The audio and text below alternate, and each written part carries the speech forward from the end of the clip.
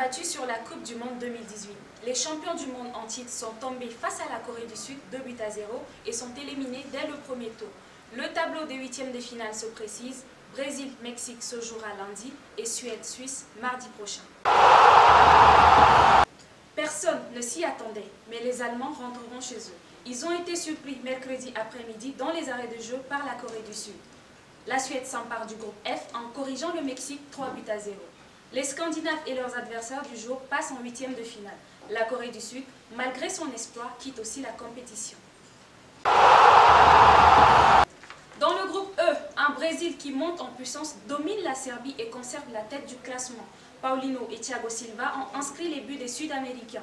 La Suisse, qui a joué avec le frein, concède le nul 2-2 au Costa Rica, déjà éliminé. La sélection brésilienne a commencé timidement sa Coupe du Monde, mais elle monte en puissance petit à petit, avec une victoire 2-0 face à la Serbie mercredi soir, qui lui permet de prendre la tête du groupe E et de se qualifier pour les huitièmes de finale. Mais que pense le public tchadien de l'un des favoris de World Cup Info? Micro-trottoir.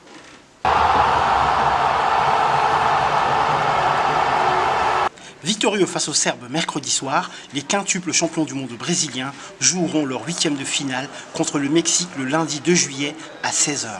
Cette Seleção est-elle capable d'aller au bout? Les fans tchadiens donnent leur avis.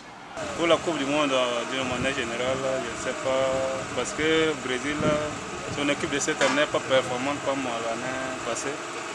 Je ne suis pas sûr qu'ils vont aller jusqu'à la demi-finale.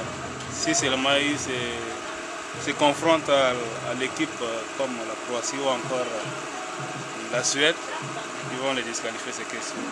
Je vois que le Brésil a des bons joueurs qui peuvent aller loin. Pour la Coupe du Monde, le Brésil va se heurter à plus forte partie. Et à mon humble avis, je crois que le Brésil va se casser la figure au quart de finale.